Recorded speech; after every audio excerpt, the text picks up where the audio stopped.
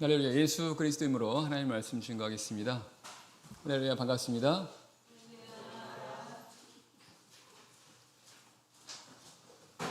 오늘도 많이들 나오셨네요. 어제는 쉬는 날이라 많이 나오신 줄 알았는데 오늘 안 쉬는 날인데도 이렇게 많이 나오신 것 같습니다. 예. 그럼 내일도 많이 나오셔야겠네요. 보니까 저희가 이제 사경 집회 시간 6시간이더라고요. 그죠? 네, 벌써 절반을 마쳤습니다. 예, 어제 3시간을 다 했기 때문에 이제 정상에 올라갔죠. 그죠? 이제 내려가는 길입니다. 저희가 첫 번째 시간에 교회 태동, 교회가 세워지는 이제 그런 내용을 2시간에 걸쳐 살펴보았고요. 그리고 직전 시간에는 교회 성장이라는 제목으로 함께 살펴보았습니다. 오늘 이 시간에도 교회 성장이라고 한 두 번째 주제를 가지고 말씀을 살펴볼 텐데요. 우리 직전 시간에 우리가 보았던 내용을 보면 사도행전 3장의 내용 기억나십니까? 3장에 나면서부터 안진뱅이 된 자가 있었습니다. 그런데 그들이 베드로와 요한을 통해서 예수 그리스도의 능력을 통해서 그 안진뱅이가 고침을 받게 되는 그런 일이 일어나게 됩니다. 성경은 이들의 모습을 그 사람의 모습을 보고 많은 사람들이 솔로몬 행각에 모였고 베드로가 그 사람들에게 예수 그리스도의 복음에 대해서 이렇게 증거했다고 말씀하고 있습니다. 그리고요 4장 4절에 보게 되면 그것으로 해서 믿는 자가 많았으니 라고 말씀하면서 믿는 자가 5천이나 되었더라. 남자만 5천이 되었다라고 말씀합니다. 결국 사도행전 3장에서 말씀하고 있는 그 나면서부터 안진뱅이 된 자가 고침을 받은 그 일로 인해서 이제 교회가 이제 많이 성장을 하게 된 거죠. 그리고 또 그 뒤에 그런 모습을 보고 이스라엘의 종교 지도자들이 시기하게 되고 그래서 이 사도들로 하여금 그들이 전하는 예수를 전하지 못하게 이렇게 방해하고 대적하는 모습도 살펴봤습니다. 이런 내용을 볼 때 교회가 성장할 때요, 이런 어떤 대적의 방해와 또한 대적하는 일이 일어난다는 것을 알게 됩니다. 바로 사단이 방해하는 거죠. 3장의 내용, 3, 4장의 내용이 어떤 외부적인 방해와 대적이라고 한다면 이제 오늘 5장에서 보게 되는 이 사단이 교회를 어떻게든 성장하지 못하게 방해하고 대적하는 걸 보면 이제 내부적인 걸 통해서 방해하는 것을 보게 됩니다. 자, 그것이 바로 사도행전 5장에 나와 있는 아나니아와 삽비라 사건입니다. 자, 우리 사도행전 5장 그 내용을 잠깐 보도록 하겠습니다. 사도행전 5장 1절에서 11절 말씀 보겠습니다.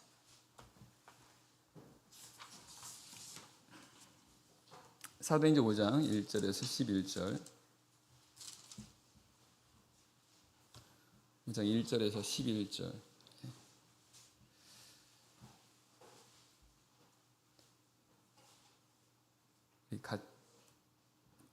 같이 읽기는 좀 내용이 많으니까요. 제가 한 절 읽고 우리 성도님들 한 절 읽고 이렇게 하겠습니다. 5장 1절 제가 먼저 읽겠습니다. 아나니아라는 사람이 그 안에 삽비라로 더불어 소유를 팔아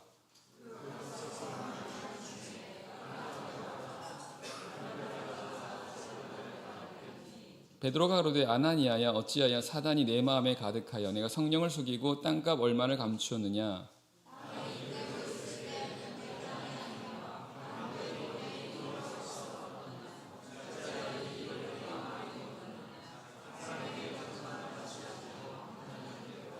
아나니아가 이 말을 듣고 엎드러져 혼이 떠나니 이 일을 듣는 사람이 다 크게 두려워하더라.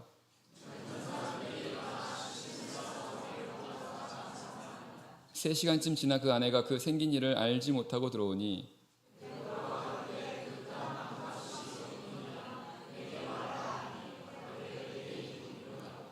베드로가 가로되 너희가 어찌 함께 꾀하여 주의 영을 시험하리 하느냐. 보라, 내 남편을 장사하고는 사람들의 발이 문 앞에 이르렀으니 또 너를 메어 내가리라 한대.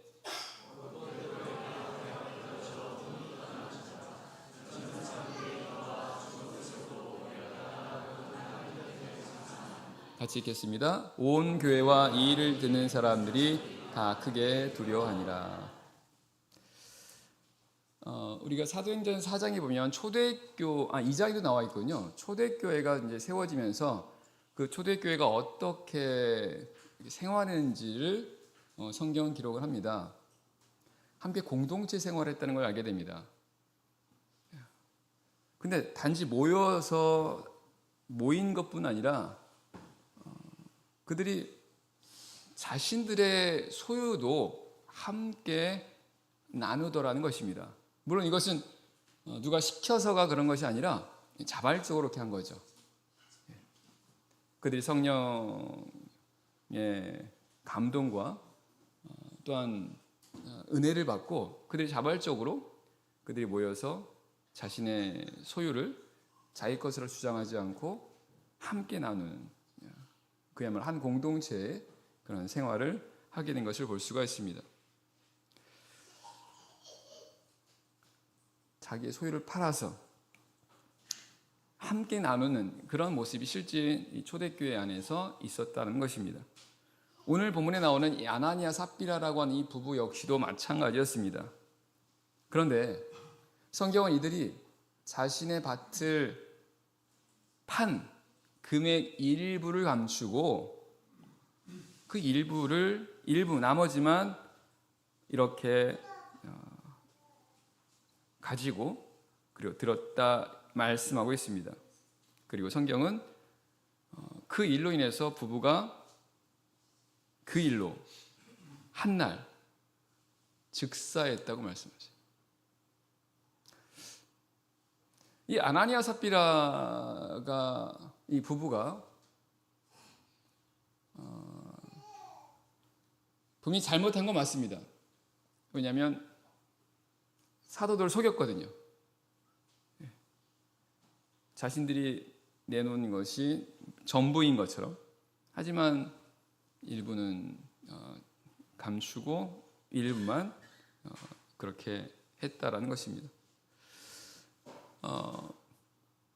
그런 모습을 보면서 물론 아나니아 삽비라가 잘못을 한 거긴 맞지만 그런데 그 대가가 너무 큰 거 아닌가 라는 생각을 할 수 있다라는 것입니다. 하지만 오늘 말씀을 자세히 보게 되면요, 그들이 이러한 행한 부분에 대해서 결과적으로 이렇게 된 것이라고 하는 것이 사실은 이상한 일이 아니다라는 것을 알게 됩니다. 왜냐하면 성경은 그들이 속인 것이 사도들, 즉 사람들을 속인 게 아니라 하나님을 속였다고 말씀합니다. 3절 4절 다시 보겠습니다. 3절 4절 3절 베드로가 가로되 아나니아야 어찌하여 사단이 내 마음에 가득하여 내가 성령을 속이고 땅값 얼마를 감추었느냐. 4절 땅이 그대로 있을 때에는 내 땅이 아니며 판 후에도 내 임의로 할 수가 없더니 어찌하여 이 일을 내 마음에 두었느냐. 사람에게 거짓말한 것이 아니요 하나님께로다. 바로 이 이유 때문에 그들이 당한 이 결과라고 하는 것이 바로 하나님의 심판을 받았다는 것을 알게 됩니다.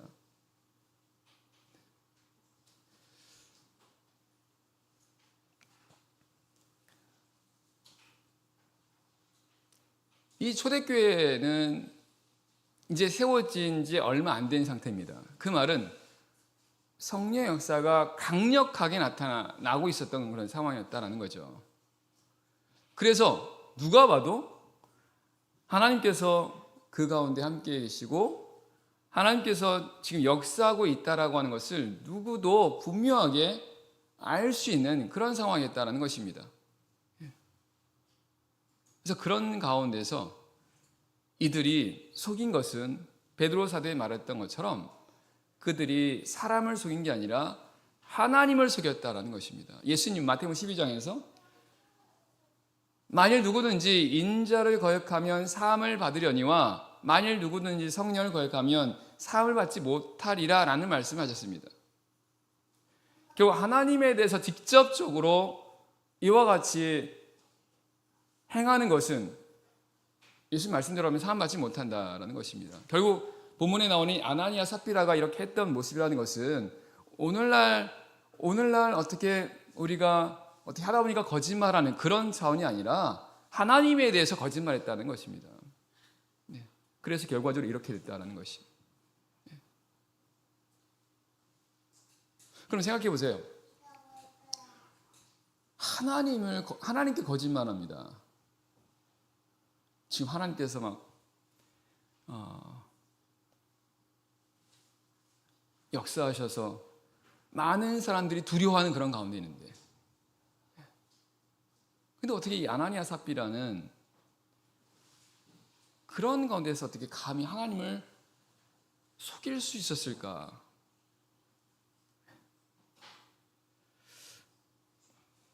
베드로 사도는 너희가 어찌하여 사단이 내 마음에 가득하여 내가 성령을 속이고 땅값 얼마나 감추느냐라고 이렇게 증거하면서 결국 이들이 사단의 미혹을 통해서 이렇게 되었다라고 말씀하고 있습니다. 사단의 역사라는 겁니다. 사단의 미혹이라는 겁니다. 이 사단이 이 아나니아와 삽비라를 미혹해서 그들로 하여금 분별력을 잃어버리게 한 것입니다.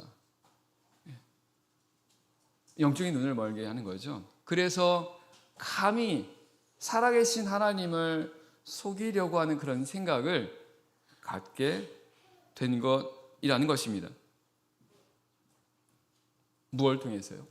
사단이 아나니아 삽비라로 하여금 어떻게 함으로 인해서 그들 미혹시키고 그래서 그들의 눈을 가리우게 하고 감히 하나님을 속일 수 있게 했을까? 결론적으로 말씀드리면 바로 탐욕이라는 겁니다. 탐욕이요.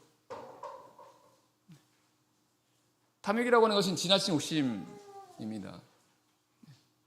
근데 바로 이 탐욕이라고 하는 것이 사람의 영적인 눈을 가린다는 것입니다.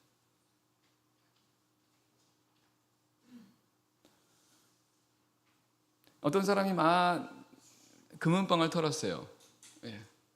근데 그 금은방은 많은 사람들이 오가는 아주 번화한 그런 곳에 있는 곳입니다. 그런데 그곳에 들어가서 금은방을 턴 거예요. 그 안에는 일부를 보석을 가지고 도망간 겁니다. 당연히 얼마 지나지 않아서 잡힌 거죠. 신문하는 과정에서 어떻게 이렇게 할 수 있었냐라고 말했을 때 계속 금을 보니까 그 금만 보이더라라는 것입니다. 그러니까 사람이요 어떤 것에 이렇게 몰입하잖아요. 그래서 그것만 생각하지 않습니까? 그럼 그것만 보인다는 거예요. 다른 게 안 보이고. 다시 말하면 사람이 어떤 욕심을 크게 가지면 그 욕심이 그 사람의 이성을 마비시키는 어떤 이런 상태가 된다는 것입니다. 성경적으로 한다고 한다면 사람의 영적인 눈을 가리고 영적인 분별력을 잃게 해서 하나님을 두려워하지 않게 한다는 거예요. 이게 탐욕이라는 겁니다.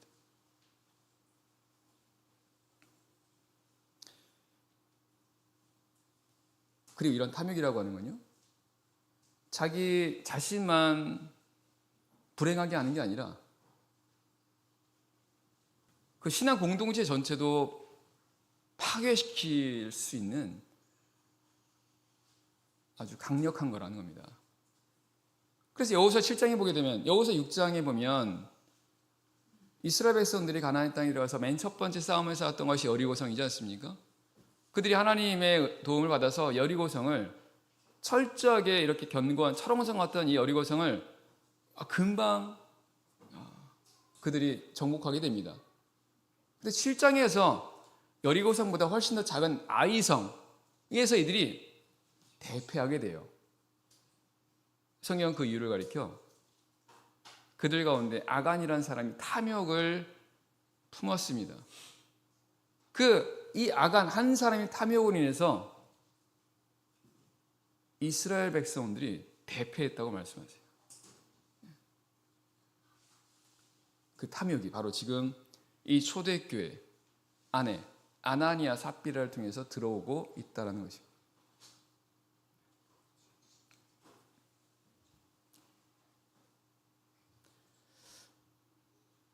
아까도 말씀드렸지만요, 이 교회가 성장하는 데 있어서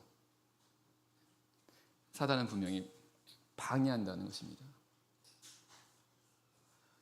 아가서 2장 15절 말씀 보게 되면 우리를 위하여 우리의 포도원 하는 작은 여우를 잡으라.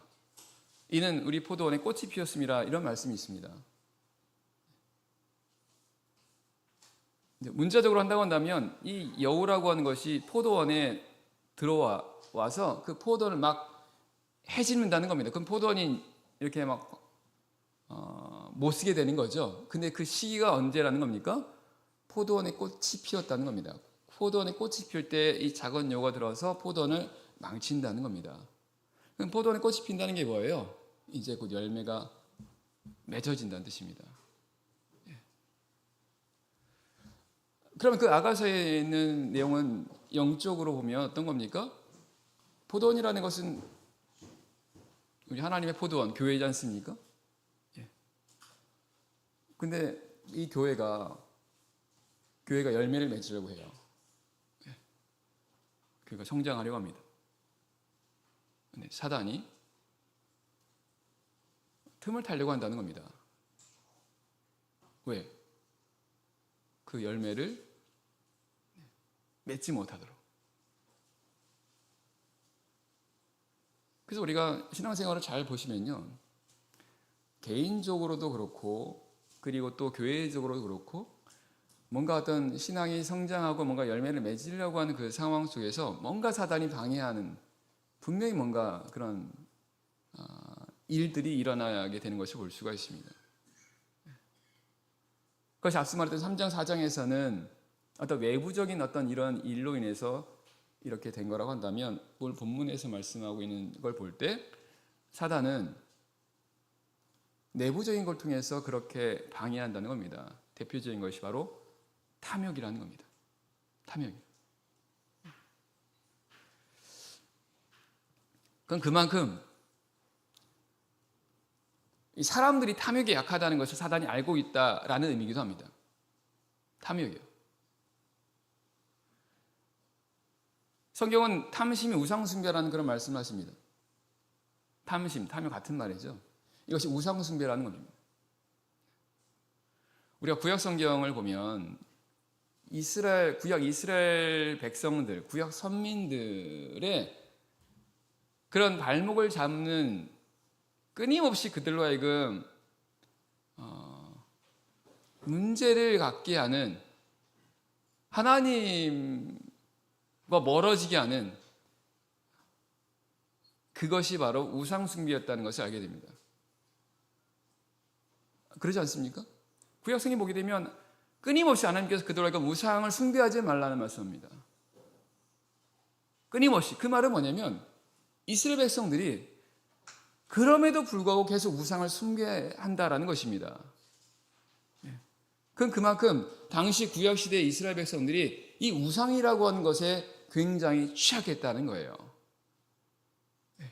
근데 그 우상 숭배하는 게 뭐라는 겁니까? 성경은 탐심, 탐욕이라는 겁니다.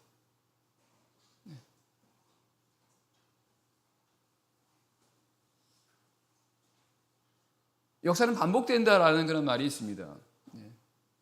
마찬가지로 구약 선민이든 신약시대 성도들이든 신앙이 성장하지 못한, 신앙이 성장하려고 할 때 혹은 나의 신앙을 성장하지 못하게 끊임없이 방해하고 괴롭히는 그 죄가 있다고 한다면 바로 탐욕이라는 것을 알 수가 있습니다. 근데 그 탐욕을 누가 일으킨다는 겁니까? 사단이. 끊임없이 우리 안에서 탐욕을 일으키게 한다라는 겁니다. 그러해서 우리로 하여금 성장하지 못하게 하는 거죠. 예수 그리스도를 닮아가는 하나님 앞에 온전한 그런 교회와 성도들이 되어 가야 되는데 그거를 방해한다는 겁니다. 탐심이, 탐욕이. 그래서 우리 성도들이 우리가 이렇게 하나님 보시기에 하나님이 기뻐하시는 그런 교회와 성도가 되기 위해서 반드시 우리가 해결해야 될 문제, 혹은 우리가 반드시 극복해야 되는, 혹은 이겨야 되는 어떤 요소가 있다고 한다면 바로 탐욕이라는 겁니다.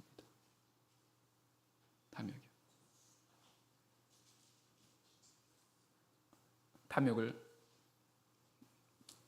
우리는 가까이 해서도 안 되고 탐욕을 따라가서도 안 된다는 것입니다. 어떻게 해요? 제가 세 가지로 생각을 해봤습니다. 먼저는 탐욕이라고 하는 것이 사람을 불행하게 한다는 것을 우리가 확실하게 인식해야겠다는 것입니다. 탐욕이라는 것이. 누가복음 12장에서 어떤 부자가 소출을 많이 거둬들였습니다. 그러면서 이 사람이 자기 영혼한테 내 영혼아, 내가 이제부터 먹고 마시고 쉬자 라고 이렇게 말하게 되었다고 말씀합니다. 예수님께서 말씀하십니다. 하나님께서 가라사대 어리석은 자여, 오늘 밤에 내 영혼을 도로 취하리니 그러면 내 입에 한 것이 네 것이 되겠느냐라고 말씀하십니다. 예수님께서 이 비유를 드셨어요. 이 비유를 드시기 전에 하셨던 말씀이 뭐냐면 삼가 모든 탐심을 물리치라. 사람의 생명이 소유에 넉넉한 데 있지 않는다고 말씀하면서 이 어리석은 부자에 대해서 말씀하시는 겁니다. 결국 예수님께서는 이 사람이 어리석은 사람이다라는 것을 이 비유를 통해서 말씀하신 겁니다. 그럼 이 사람이 왜 어리석은 겁니까? 이 사람이 생각할 때 소유를 많이 가지면 나는 행복할 거다라고 생각을 하고 실제로 그런 삶을 살았다는 겁니다. 그것을 추구하는 삶을 살았다는 겁니다. 그리고 실제로 그 사람이 열심히 해서 내가 생각했던 걸 얻었다는 겁니다. 그런데 하나님 이 사람 어리석다고 말씀하세요. 어리석은 자여, 하나님께서 오늘 밤에 내 영혼을 도로 취하니 그럼 내가 예비한 것이 네 것이 되겠냐라는 것은 내가 취하고 내가 모은 것이 다 내 게 아니라는 것입니다. 그것이 물질이 됐든 그것이 명예가 됐든 내 건강이 됐든 내가 그것을 애써 모으게 되면 다 내 거라고 생각하지 않습니까? 하나님은 아니라는 겁니다. 아니라는 거예요. 그럼 사람들이 왜 그걸 애써 모으려고 하는 겁니까? 그걸 모으면, 그걸 내가 더 많이 가지면 난 행복할 거다라고 생각을 한다는 겁니다. 그러니까 더 많은 걸 가지려고 하는, 이게 바로 탐심이라는 거죠.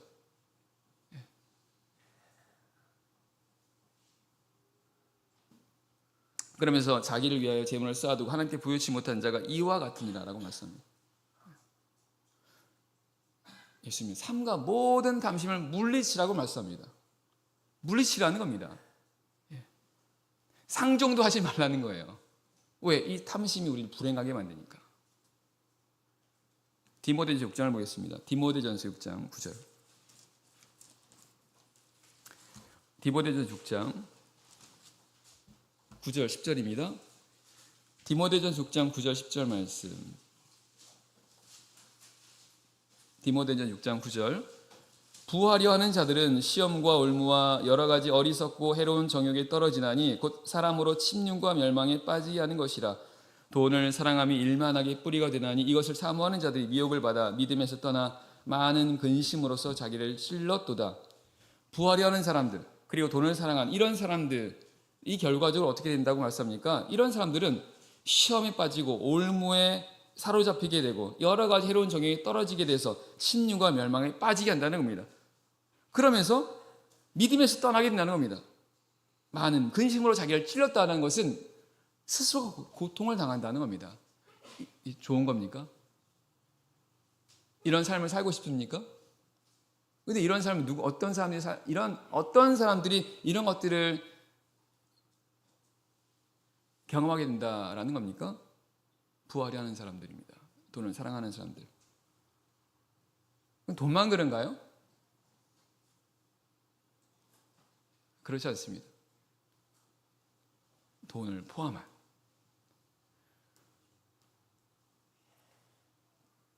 탐하려는 그 모든 것들이 다 여기에 해당돼요. 내가 뭔가를 탐하려고 한다면, 그렇다고 한다면 여기 말씀과 같이 그 탐하는 그런 과정들을 통해서 이와 같은 것들이 따라오게 된다는 것입니다. 결국 불행해지는 거잖아요. 세상에 많은 사람들은 부자 되고 싶습니다. 그러니까 부자 되세요라고 인사하는 거 아니겠습니까? 근데 성경 반대예요.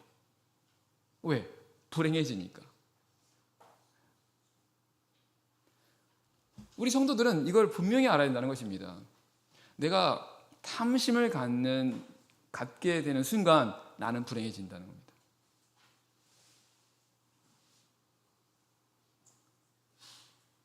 그럼 탐심이라는 게 뭘까요? 탐심은 지나친 욕심입니다. 그 말은 하나님께서 우리에게 허용하신 것 그 이상으로 가지려고 하는 거예요. 하나님께서 우리에게 허락하시는 것들이 있습니다. 하나님은 우리에게 너희는 아무것도 가지면 안 돼가 아니라 우리가 세상을 살아가는 동안에, 왜냐하면 세상을 살아가면 돈도 필요하죠. 이것저것 필요한 거 있지 않습니까? 하나님께서 그걸 부인하는 건 아니세요. 일하지 않거든 먹지도 말라고 말씀합니다. 이래야 돈을 벌지 않습니까? 하나님께서 경계하신 것은 뭐냐면 하나님께서 우리에게 허락하신 것 그 이상으로 우리가 뭔가를 가지려고 한다는 것입니다. 이게 탐심인 겁니다.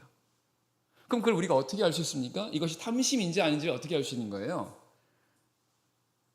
말씀드렸던 것처럼 탐심이라고 하는 것이 지나친 하나님께서 우리에게 허락하신 그 범위, 그 기준을 넘어서는 욕심이지 않습니까? 그럼 하나님께서 우리에게 허락하신 그 범위, 기준이 뭘까요? 그게 바로 말씀이라는 겁니다. 하나님 말씀이요. 그래서 우리가 모든 걸 행할 때 하나님의 말씀이라는 그 범위에 안에서 행하면 아무 문제가 되지 않아요. 근데 그 말씀을 내가 어기면서 내가 뭔가 돈을 벌려고 한다거나 내가 하나님 말씀을 어기면서 내가 그 어떤 것을 추구하고 어떤 것을 내가 더 많이 가지려고 한다면 그게 탐심이 된다는 겁니다. 그렇다면 이거를 우리가 탐심을 내가 경계해야겠죠. 경계해야 됩니다. 왜냐하면 사단은 끊임없이 우리를 탐심을 가지려고 하니까, 탐심을 갖게 하는 거니까. 왜? 그렇게 해야 성장하지 못하니까, 그렇게 해야 열매를 맺지 못하게 되니까. 그럼 결국 그렇게 됐을 때 믿음에서 떨어지는 걸 사단이 잘 알기 때문에요. 끊임없이 우리가 그런 탐욕을 갖게 하는 겁니다. 그래서 우리가 그것을 분별해야 한다는 것입니다. 말씀을 통해서, 하나님의 말씀을 통해서, 그리고 기도를 통해서. 결국 말씀과 기도를 통해서 이런 것들을 분별하게 되면서 우리가 말씀과 기도를 가까이 하는 삶을 살게 되면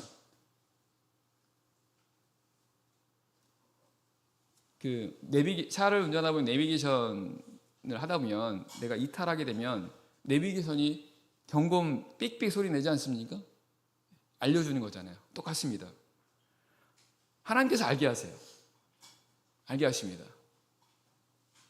뭔가 우리가 하나님께서 우리에게 허락하신 그 범위를 넘어서는 뭔가 탐심을 가지려고 하는 걸, 그냥 하나님 우리 중심을 보지 않습니까? 그럼 하나님께서요 알게 하십니다. 말씀과 기도를 통해서 알게 하세요.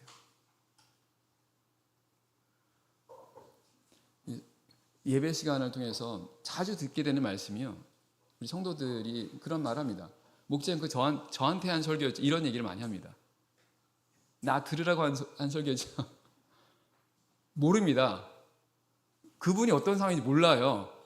근데 그 말씀을 들으니까 자기 얘기하고 찔린다는 겁니다. 하나님께서 하시는 거죠. 하나님께서 그 말씀을 보내셔서 그를 고치시는 겁니다. 왜냐하면 하나님께서 탐심하는 가운데 있으면 안 되니까요. 그래서 내가 말씀을 가까이 하게 되면, 내가 개인적으로 말씀을 보고 예배 시간에서 하나님 말씀을 듣고 내가 기도하는 그러한 그런 생활을 내가 가까이 하게 되면요, 하나님께서 깨닫게 하십니다. 경계해야죠. 그리고 탐욕은 죽여야 됩니다. 골로새 3장 5절에 보면 그러므로 땅에 있는 주체를 죽이라 라고 말씀하면서 탐심을 죽이라는 말씀이 있습니다. 땅에 있는 지체, 곧 음란과 부정과 사욕과 악한 정욕과 탐심이니, 탐심은 우상숭배니라. 결국 이런 것들이 다 소위 말하는 그런 육신의 소욕들, 그리고 죄의 소욕들이지 않습니까? 이런 것들 죽이라는 겁니다. 탐심도 마찬가지예요. 탐심도, 탐욕도. 우리가 어떻게 죽입니까? 사단이 어떤 그런 생각을 주는 거예요. 그러면 이 생각을 우리가 어떻게 죽여야 됩니까? 갈라디아 5장 16절 말씀 보게 되면 성령을 따라 행하라 그리하면 육체의 소욕을 이루지 아니하리라 라는 말씀하십니다. 쉽게 말하면요, 우리가 그 육신의 소욕을 따르지 않고 하나님의 말씀을 따라 행하면, 그러면 그 말씀이 우리 안에 있는 그 탐심을, 육신의 소욕을 제어한다는 거예요. 이게 죽인다는 뜻입니다. 그래서 먼저는 내가 탐심으로부터 내 자신을 보호해야죠. 내 마음을 지켜야죠. 말씀과 기도를 통해서 내가 이걸 경계하고 감지를 해야 되고, 감지가 됐어요. 내가 지금 내 안에 뭔가 탐심이 일어나게 됩니다. 그럼 그런 가운데서 어떻게 된다고요? 그 탐심이라는 그 생각, 마음을 따라가시면 안 됩니다. 따라가는 순간 욕심이 잉태한 지 죄를 낳고 죄가 장성한 사망을 낳느니라 라는 말씀처럼 점점 커집니다. 그러면 그 소욕이 점점 커지면 커질수록요, 거기서 벗어나기 힘듭니다. 그러니까 그런 생각이 들 때 빨리 그 생각을 따라가시면 안 되고 하나님의 말씀을 생각하고 말씀에 따라서 행하시라는 겁니다. 그럼 그 말씀이 그걸 죽이신다는 겁니다. 결국 성령이 그걸 죽이시는 거죠.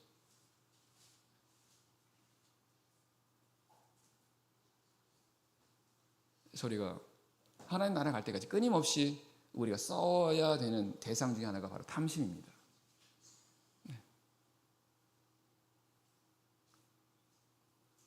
고린도서 11장 3절에 보면요, 뱀이 그 관계로 이와를 미혹해 한 것 같이 그리스도를 향하는 진실함과 깨끗함에서 떠나 너희 마음이 부패할까 두려워하라라고 말씀하신 것은 이 사단이 그 관계로 우리 성도를 끊임없이 미혹한다는 겁니다. 어떻게 미혹한다고요? 뱀이 하와를 어떻게 미혹합니까? 창세기 3장의 말씀에 보게 되면 뱀이 하와한테 너희가 이것을 먹는 날에는 너희 눈이 밝아서 하나님처럼 될 것이다 라고 말하지 않습니까? 하나님처럼 된다는 겁니다. 탐심을 품게 하는 거예요. 탐심을. 결국 모든 죄라고 하는 것은 다 어떻게 보면 탐심이라고 하는 것과 직간접적으로 연결되어 있다는 것을 알게 됩니다. 뱀이 그렇게 하와를 미혹했다는 것은 사단이 그런 방식으로 끊임없이 성도를 유혹하고 죄를 짓게 하고 하나님께 떨어지게 하는 그 일을 하고 있다는 겁니다. 결국 우리는 그런 탐욕으로부터 우리 자신을 지켜야 됩니다. 자, 사도행전 5장 11절. 사도행전 5장 11절 14절입니다. 사도행전 5장 11절 14절 말씀. 11절. 온 교회와 이 일을 듣는 사람들이 다 크게 두려워하니라. 사도들의 손으로 민간의 표적과 기사가 많이 되며 믿는 사람이 다 마음을 같이하여 솔로몬 행각에 모이고 그 나머지는 감히 그들과 상종하는 사람이 없으나 백성이 칭송하더라. 믿고 주께로 나오는 자가 더 많으니 남녀의 큰 무리더라. 성경은 이 아나니아 삽비라 일로 인해서 온 교회와 그 일을 듣는 사람들이 다 크게 두려워했다고 말씀합니다. 당연히 두려울 수밖에 없죠. 두 사람이 한날 즉사하거든. 하나님 심판을 받아서. 근데 그 일로 인해서 온 교회와 그 일을 듣는 사람들이 다 크게 두려워했다는 것은 하나님을 두려워하게 됐다는 겁니다. 하나님. 이 신앙은요, 하나님을 두려워하는 가운데서 신앙생활을 해야 됩니다.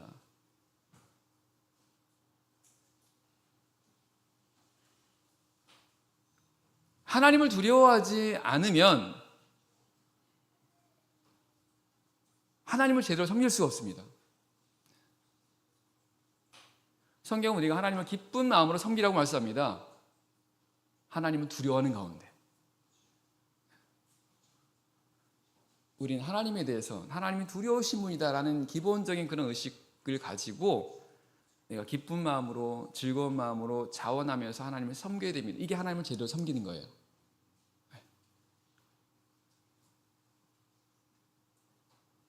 오늘 말씀에 보면 사도교회가 바로 그 일을 통해서 하나님을 크게 두려워했다고 말씀하고 있습니다. 그러면서 12절 이하에 보게 되면 사도들의 손으로 표적과 기사가 많이 일어나게 되는 것을 볼 수가 있습니다. 13절 말씀 보게 되면요, 그 나머지는 감히 그들과 상종하는 사람이 없었다고 말씀합니다.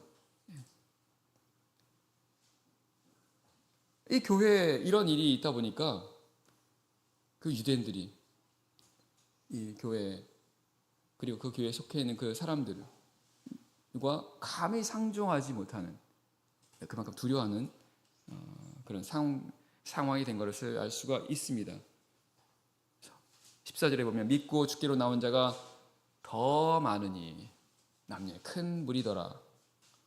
결과적으로 그 일로 인해서 교회가 더 크게 성장하게 되었다는 것을 알게 됩니다.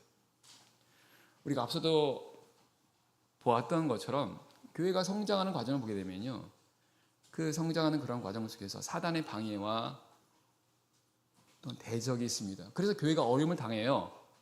그런데 하나님은 그 일을 통해서 교회가 더 성장하게 하신다는 것입니다. 비록 사단이 방해하지만 전능하신 하나님께서는 그 일을 통해서 오히려 더 교회와 성도가 더 크게 성장하게 하신다는 겁니다. 로마서 8장 28절 말씀처럼 하나님을 사랑하는 자들에게는 모든 것이 합력하여 선을 이루느니라 라고 말씀합니다. 그래서 우리가 신앙생활하는 그런 과정 속에서 때로 우리 교회와 그리고 우리 가정과 나 개인이 어떤 어려움을 당할 수 있습니다. 그것이 어떤 사단의 방해를 통해서 생긴 일일 수도 있고 대적을 통해서 나타난 일일 수도 있습니다. 하지만 그것 때문에 두려워할 필요가 없습니다. 우리가 그 안에서 하나님을 의지하는, 하나님 믿고 의지하는 가운데만 있다고 한다면 하나님께서는 그 일을 통해서 결국은 선을 이루신다는 거예요. 17절.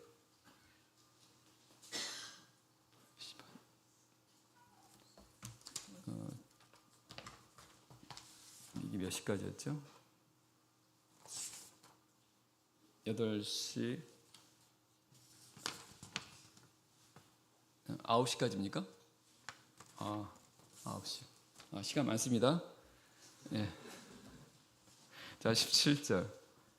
그래서 21절입니다. 17절, 21절 말씀. 17절. 대제사장과 그와 함께 있는 사람, 즉 사두개인의 당파가 다 마음에 시기가 가득하여 일어나서 사도들을 잡아다가 옥에 가두었더니 주의 사자가 밤에 옥문을 열고 끌어내어 가로되 가서 성전에 서서 이 생명의 말씀을 다 백성에게 말하라 하매 저희가 듣고 새벽에 성전에 들어가서 가르치더니. 자, 또다시 이 일을 통해서 그 유대인 종교 지도자들이 이들 시기합니다. 그래서 그 사도들을 옥에 가두었어요. 그런데 성경은 하나님의 사자가 그들을 꺼내주었다라고 이렇게 말씀합니다.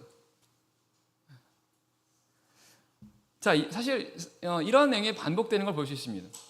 사도들은 어떻게든 복음을 전하는 그런 가운데 있고, 그럴 때 그 유대인 종교 지도자들이 방해하고 대적하는, 그러면서 그들이 때로는 옥에 갇히기도 하고 한데 하나님께서 또 그런 가운데 그들을 또 꺼내주고 하는 이런 것들이 반복되는 것을 보게 됩니다. 다시 말하면 우리가 이 사명에 힘쓸 때, 쉽게 말하면 우리가 전도, 영혼 구원을 위한 그런 전도에 힘쓰는 가운데 사단이 역사합니다. 하지만 그런 가운데 하나님께서도 역사하십니다. 막지 못하게 하시는 거죠. 그래서 우리는 전도할 때 이런 믿음을 가지셔야 됩니다. 오늘도 마찬가지입니다. 반드시 방해가 있습니다. 하지만 두려워할 필요 없습니다. 오히려 그걸 통해서 더 성장할 수 있으니까요. 오늘 말씀을 보게 되면 이 주의 사자가 그들을 옥문에서 꺼내주면서 한 말이 있어요. 바로 20절입니다. 가서 성전에 서서 이 생명의 말씀을 다 백성에게 말하라 하매. 하나님의 사자가 이들을 꺼내주면서 한 말입니다. 생명의 말씀을 전하라는 겁니다. 즉, 이 사도들이 전했던 이런 말씀들이 바로 생명의 말씀이었다는 겁니다. 생명을 살리는 그런 말씀이었다는 것입니다.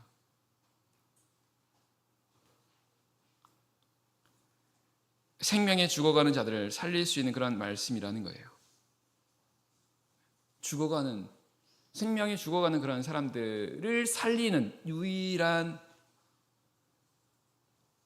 그 생명이 되는 것, 이 바로 생명의 말씀, 하나님의 말씀이요 복음이다라는 것입니다. 성경은 이 죽음이다라고 하는 이 의미를 단절이라는 의미로 말씀합니다. 죽었다는 건 단절되는 겁니다. 하나님과 관계가 끊어진 상태를 가리키는 겁니다. 그래서 하나님과의 관계가 끊어지게 되면 죽은 거죠. 하지만 죽었긴 죽었지만 완전히 죽지는 않습니다. 예를 들면 이렇게 표현할 수가 있겠죠.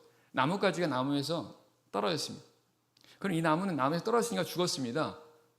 하지만 나무에서 떨어진 이 나무가 떨어지는 순간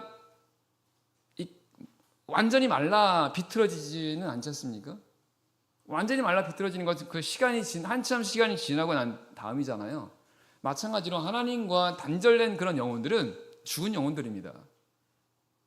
그리고 그 영혼들은 이제 완전히 나뭇가지가 말라가는 것처럼, 완전히 생명력을 잃어가는 것처럼 그런 영혼들은 이제 완전한 죽음을 향해서 결국은 지옥이죠. 영원한 지옥이지 않습니까? 영원한 죽음.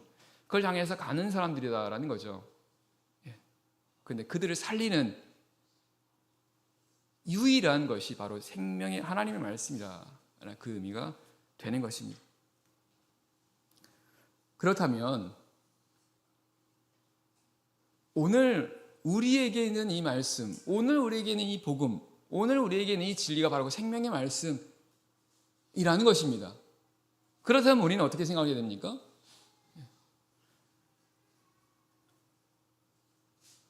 중요하게 여겨야 됩니다. 그리고 무엇보다 이걸 우선시 여겨야 된다라는 거예요. 그래서 이 사도들이 주의 천사가 그들을 꺼내줬을 때 어떻게 합니까? 21절 말씀을 보게 되면 저희가 듣고 새벽에 성전에 들어가서 가르쳤습니다. 그 감옥에서 나온 시간이 이제 한밤중이었죠. 근데 그들이 나오자마자 바로 성전에 가서 이 말씀을 사람들에게 전했다는 겁니다. 생명의 말씀이었다는 겁니다. 이 말씀이 생명을 살리는 그런 시급한 그런 상황이었기 때문에 주의 사도들이 바로 이렇게 한 것을 볼 수가 있습니다.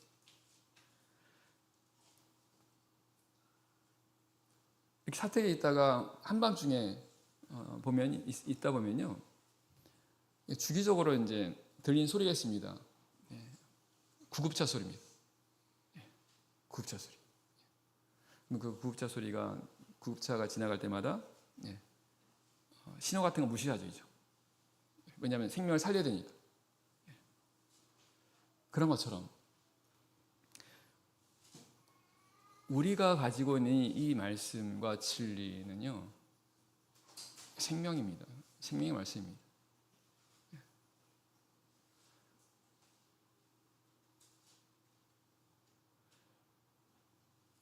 어쩌면 우리가 이 복음을 갖고 있지만, 그래서 이것이 너무나 중요하다는 것을 우리가 알고 있지만, 내가 이 가진 우리 복음을 빨리 이런 알지 못하는 죽어가는 영혼들에게 빨리 전해야겠다라는 생각은 많이 안 할 수 있어요. 하지만 성경을 보면 그렇게 해야 되는 것을 알게 됩니다. 생명의 말씀이야. 성경은 너희는 내일 일을 알지 못하는 안개라고 말씀합니다. 내일 일을 알지 못한다는 겁니다. 사람은 누구나 마찬가지입니다. 그 말씀을 듣는 대상도 그렇고, 그리고 말씀을 전하는 우리도 마찬가지입니다. 우리 역시도 내일을 알지 못하는 그런 안개입니다.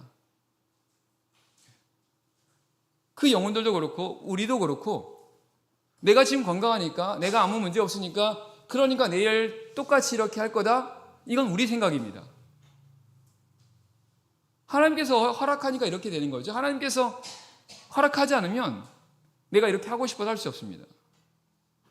다시 말하면 우리에게는 사실은 시간이 많이 없습니다. 우리에게 주어진 시간은 사실은 지금 이 시간이라는 겁니다. 내일은, 모레는, 한 달 뒤는 사실은 내 시간이 아니에요. 하나님께서 허락하셔야 내 시간이죠. 하나님 허락하지 않으면 하고 싶어도 안 됩니다. 실제 전도 활동하다 보면요, 어떤 할머니를 만났습니다. 이분이 나이가 한 90대시는데 건강하시더라고요. 근데 말씀을 전했더니 관심 있게 들으세요. 관심 있게.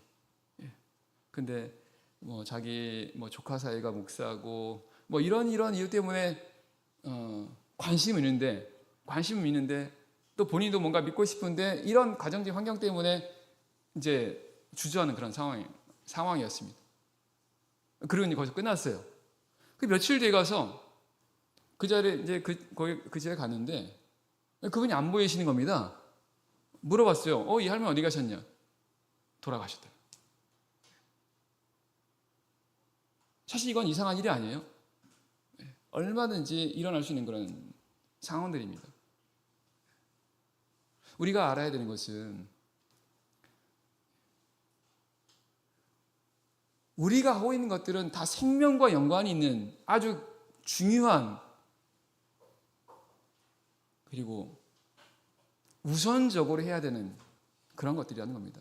기본적으로 내가 내 신앙을 지키는 이 부분부터 시작해서 우리의 사명이라고 하는 이 부분들 다 이 생명과 연관되는 너무너무 소중하고, 그리고 너무너무 우리가 우선적으로 해야 되는 그런 일들이라는 겁니다.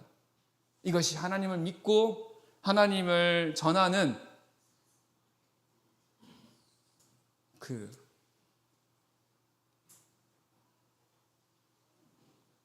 이 일이라는 거죠. 그래서 우리가 성경을 보게 되면 사도들이 정말 그렇게 했고 초대교회가 그렇게 힘썼다는 것을 알 수가 있습니다. 그래서 우리도 그렇게 힘써야 되는 것을 알 수 있고요. 우리는 이런 부분에서 계속 공부하셔야 돼요. 생명을 살리는 일은 간단치가 않습니다. 의사분들이 계속 공부하지 않습니까? 왜냐하면 굉장히 사람의 생명 자체가 굉장히 복잡하지 않습니까?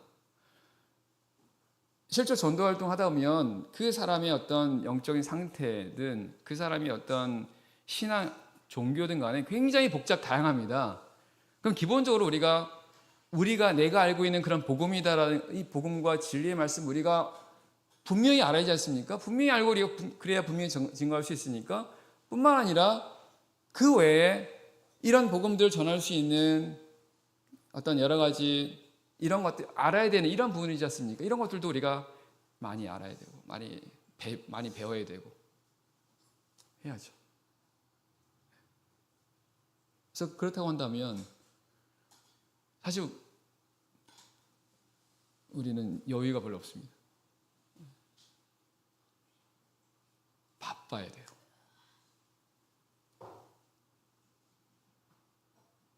세상 일 때문에 바쁜 게 아니라 하나님 때문에 바쁜 그런 삶을 살아야 된다는 것입니다. 자, 이렇게 해서 5장 넘어갑니다. 자, 6장. 7분 남았네요. 자, 6장 1절입니다. 6장 1절. 그때 제자가 더 많아졌는데 헬라파 유대인들이 자기의 과부들이 그 매일 구제에 빠짐으로 히브리파 사람을 원망한데, 자, 그때에 제자가 더 많아졌는데 교회가 점점 성장하고 있죠, 그죠? 근데 그때 어떤 일이 일어나게 됩니까? 구제에 관해서 어떤 문제가 발생하게 됩니다. 이제 신도수가 많아지다 보니까 그런 가운데 뭔가 구제가 필요한 일들이 많아지게 되는 거죠. 근데 그 구제를 하는 데 있어서 헬라파 유대인들이 그 구제에서 빠지는 것을 봅니다. 그랬더니 그 헬라파 유대인들이 원망해요. 이런 원망하는 일이 이 초대교회 안에서 일어나게 된 것을 알 수가 있습니다. 근데 이 일이 결코 작은 문제가 아니라는 것입니다. 왜냐하면 성경은 구약시대 선민들이 광야에서 약속의 땅에 들어가지 못하고 멸망을 받은 이유가 원망이었다고 말씀합니다. 고린도서 10장 10절에 보면 너희는 그 사람들과 같이 원망을 받아서 멸망을 받지 않도록 하라는 그런 말씀이 있습니다. 그만큼 이 원망의 상황이 일어났다는 것은 지금 이 초대교회에 큰 위기가 찾아오게 되었다라는 것을 알게 되고, 아까도 말씀드렸던 것처럼 지금 교회가 성장하는 그런 과정 속에서 나타나는 그런 상황이었다는 겁니다. 결국은 사단이가 이렇게 하고 있다는 걸 알 수 있죠. 사단이. 교회가 점점 성장하는 그런 과정 속에서 그런 원망하도록 사람들의 생각과 마음을 부추겨서 이렇게 원망을 하게 되더라는 것입니다. 2절. 12사도가 모든 제자를 불러 이르되 우리가 하나님 말씀을 제쳐놓고 공개를 일삼는 것이 마땅치 아니하니. 자, 그런 가운데서 사도들이 그 원인을 알게 됩니다. 왜 이렇게 됐을까?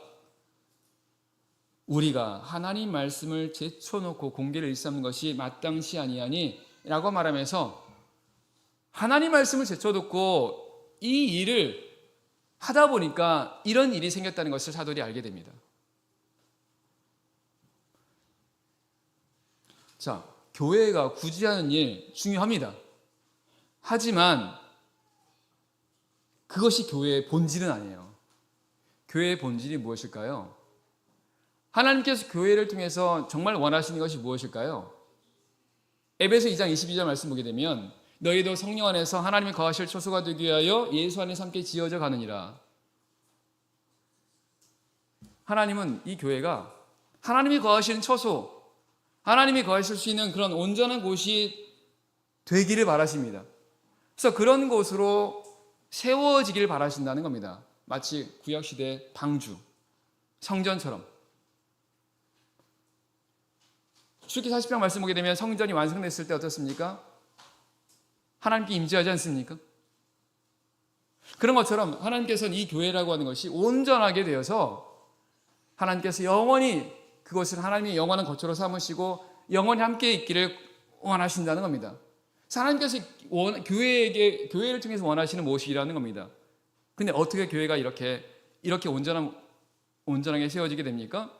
방주가 어떻게 만들어지게 됐던가요? 성전이 어떻게 이렇게 완성된 성전을 지어져 가게 되던가요? 하나님 말씀대로 하는 겁니다. 하나님 말씀대로 점점 방주가 완성이 되고 성전이 점점 완성되는 것처럼 이 영적인 성전, 오늘 우리 성도들이 하는 것이 결국은 영적 성전을 짓는 겁니다. 어떻게 해요? 하나님 말씀에 따라서 순종하는 겁니다. 결국 이 교회의 본질은 말씀대로 세워지는 거예요. 이러는 가운데 구제도 있고 기타 등등이 있는 겁니다. 이게 빠진 채, 이게 밀린 채로 다른 것들이 이 자리에 있으면 반드시 문제가 생긴다는 겁니다. 교회가요, 이제 신도수가 많아지지 않습니까? 그러면 하는 일들이 많아지게 돼요. 근데 이때 조심하셔야 됩니다. 왜냐하면 해야 되는 일들이 많아지다 보니까 뭔가 말씀으로 세워지는 이런 부분들을 개인도 그렇고 교회도 그렇고 소홀히 할 수 있어요. 그러면 문제가 생깁니다. 결국 교회가 혹은 성도가 말씀으로 이렇게 세워지게 된다는 것은 점점 더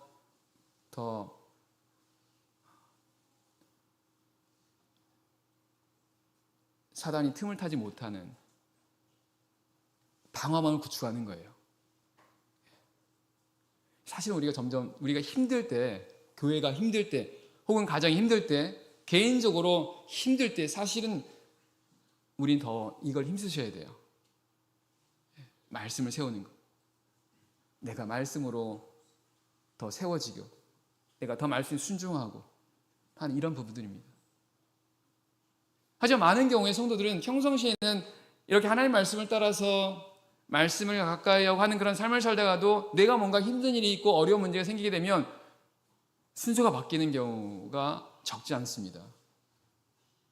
그러면 안 된다는 거예요.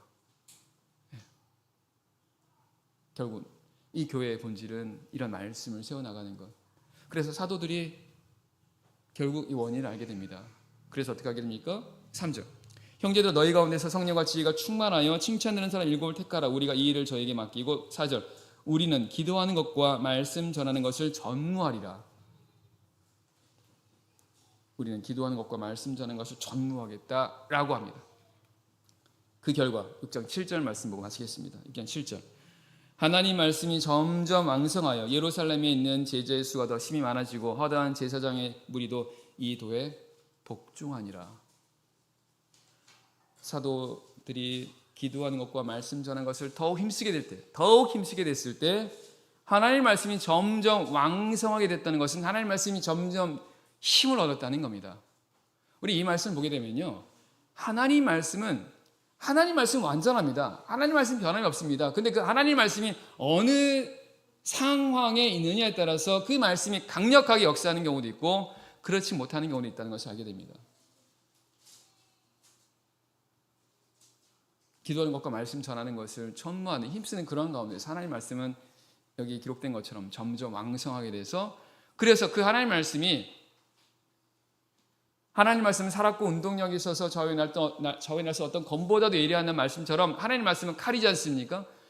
이 칼이 강력한 힘을 발휘한다면 어떻게 됩니까? 다 자르는 거죠. 다 쪼개는 겁니다. 그래서 그 하나님 말씀이 증거될 때 그 말씀을 듣고 회개하고 순종하게 된다는 거예요. 그 말씀을 통해서 제자의 수가 더 힘이 많아지게 되고 허다한 제사장의 무리도 이 도에 복종했다는 겁니다. 본래 이 제사장들은 예수 그리스도를 배척했던 사람들입니다. 복음에 대해서, 교회에 대해서 그들이 밀어내던 사람들입니다. 그런데 말씀 보면 이 도에 복종하게 되었다는 겁니다. 뭐 때문에요? 하나님 말씀이 점점 왕성하게 되다 보니까. 결국 오늘 우리 교회가 하나님 말씀이 점점 왕성하게 되면 이러한 현상이 생긴다는 것을 알 수 있습니다.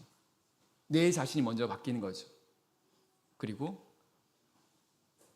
우리를 통해서 우리가 전하는 그런 말씀들을 통해서 하나님 순종하는 역사가 일어나게 된다는 것입니다.